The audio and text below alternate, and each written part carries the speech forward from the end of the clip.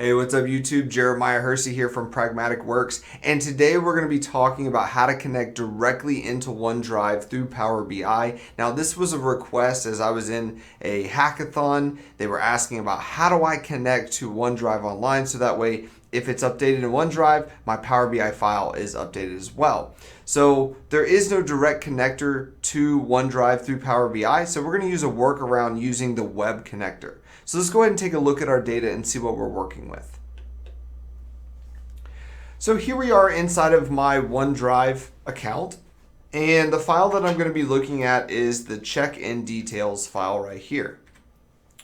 So what you're going to do is you're going to go into the file, so we can see that I have some basic information in here, some names, a purpose of visit, and what we're going to do is we are going to try to connect through Power BI into this report. Now, your first idea might be to click the database icon and look for OneDrive, which once again, as I said before, there is no connector for OneDrive.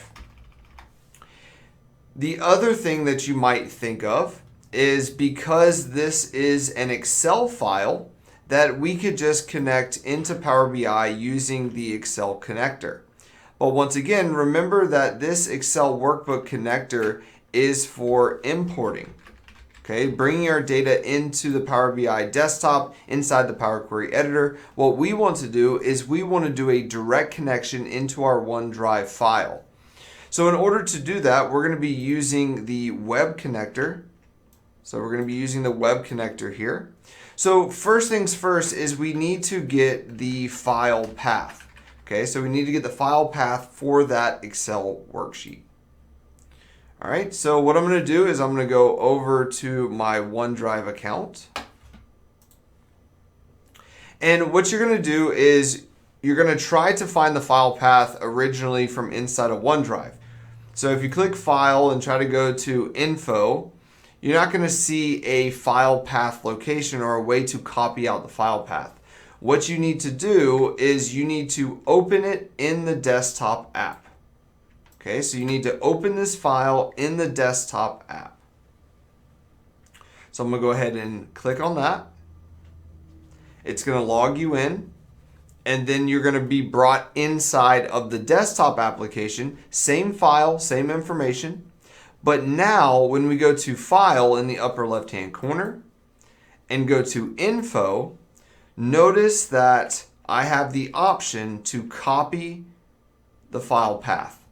And that's what we're going to do. So we're going to click copy the file path here. I'm going to go back inside of Power BI desktop, and I'm going to select my web connector. Now, when you paste this in, there's going to be a little piece at the end here. So you want to make sure that you delete. So right here at the very end, okay, it's got the question mark web equals 1. You want to make sure that you remove that all the way back until the .xlsx. And then we're going to click OK. This is going to bring us into our preview where we can then either load or transform our data. If I select table 1, we can see that the information is inside of there. And I'll go ahead and load this.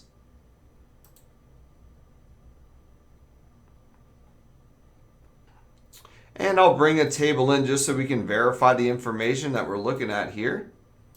So I'll go ahead and bring in the first name and maybe the purpose of visit. Make this a little bit bigger here.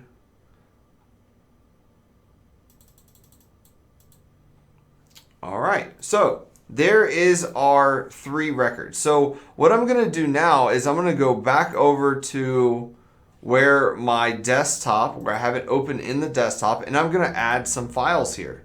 So I'm going to add Matt Peterson needs a battery, and maybe Jonathan Silva needs a charger. All right, so I've made some changes inside the desktop. I'm going to go ahead and Control S to make sure that I save this. I'm going to go back over to my desktop, and now when I click refresh inside of my report, you're going to see the additional files right here for Jonathan and Matt. So now, as you can see, we have now connected directly into our OneDrive file. So as those changes are made in our OneDrive, it's going to be updated inside of the Power BI desktop. Thank you so much for joining me. If you liked the video, make sure you give it a thumbs up and subscribe to our channel so that you get more content. I'll see you in the next one.